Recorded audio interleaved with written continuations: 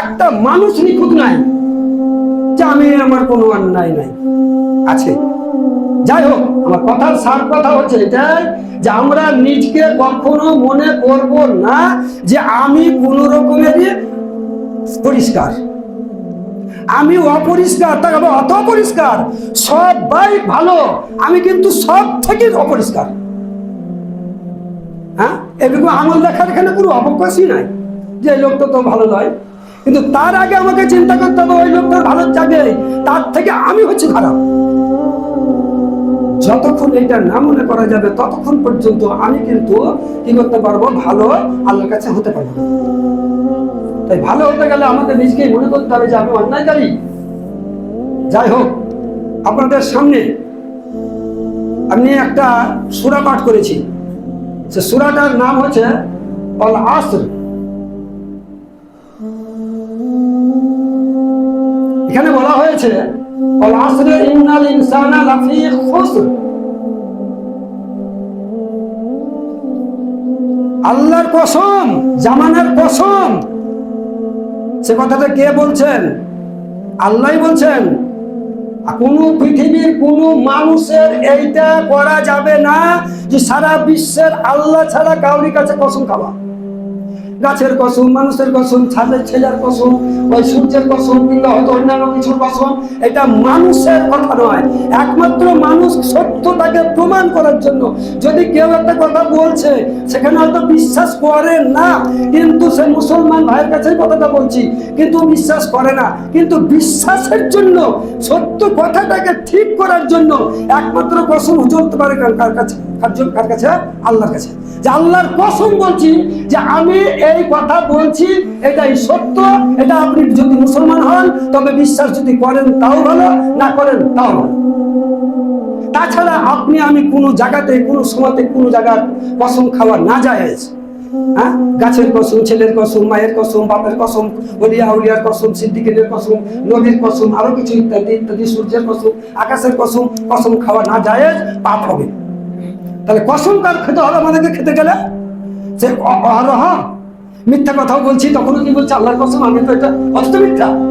আবার আল্লাহর কসম করিয়ে নি, করেছি, আল্লাহর কসম করিয়ে নি, কি হলো? একটা মিথ্যা বলেছি, আবার আল্লাহকে কসম করে সাক্ষী রেখে আবার কি করছি না এটা করিয়ে নি।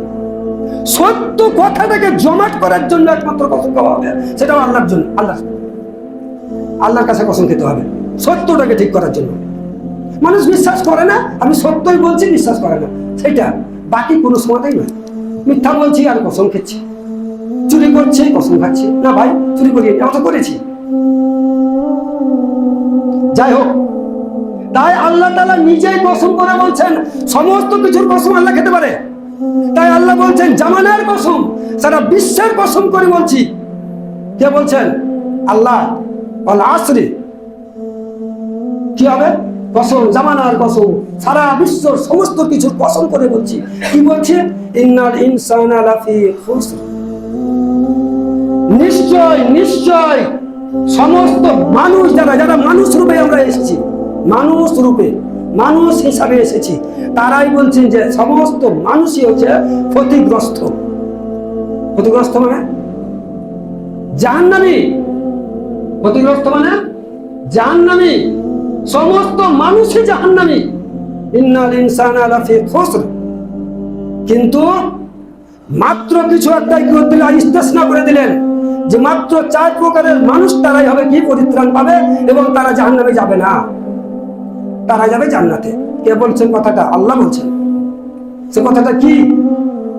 আল্লাহ নিজেই কসম করে বলছেন যে সমস্ত মানুষ ক্ষতিগ্রস্ত, জাহান্নামী, কিন্তু মাত্র 4 প্রকারের মানুষ যাবে জান্নাতে। সে মানুষগুলো কে? আমি। সেখানে আমি যদি বুক বেড়াই যে আমি, তাও নয়। আপনি যদি বুক বেড়ান আমি, তাও নয়।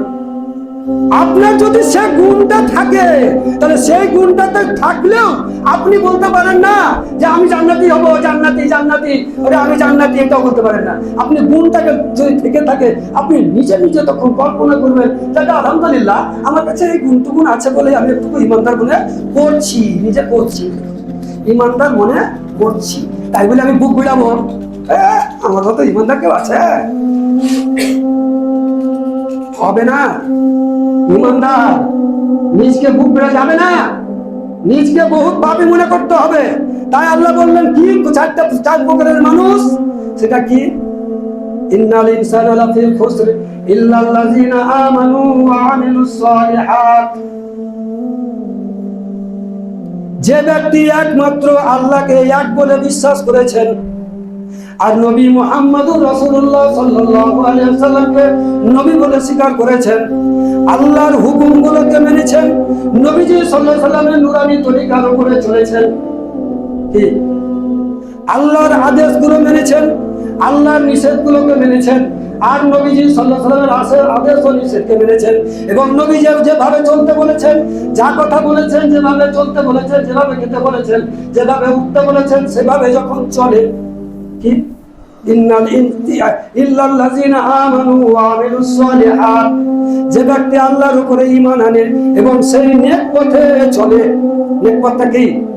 আমার মন মতো, আমাকে যা ভালো লাগবে, নবীকে যা ভালো লেগেছেন, নবী যে ভালো লাগাটা সেই আল্লাহর কথাতে, নবী আল্লাহ যা বলেছেন, নবী সাল্লাল্লাহু আলাইহি ওয়াসাল্লাম সেটাকে ফুটিয়ে তুলে দুনিয়াতে সেটাকে জানিয়ে গেছেন। সেই আল্লাহর ওই কথাটাকে নবীজি সাল্লাল্লাহু আলাইহি ওয়াসাল্লাম যেমন ভাবে করেছেন, তখন আমাকে জানতে হবে যে সেটা হচ্ছে আল্লাহর কথা। আর নবীর কথার উপরে যখন আমি চলছি, তখনই জানতে হবে যে আমি সেই পথটাকে যখন অবলম্বন করেছি, আমি তখন নিজকে দুর্গুণে মনে করবো, একটুকু এই জায়গাটা তাহলে একটু কোথায় ঈমান আমার আছে না, তো কি আমি এই করে বুক বেড়েছি, আমি যাতা ইমানদার, আমি যাতা অনেক, আমি ইমানদার অনেক, আমি একবারে নিষ্পাপ। আর এদিকে দেখা যাচ্ছে আল্লাহ যা বলেছেন তার বিপরীত, নবী যা করেছেন তার বিপরীত।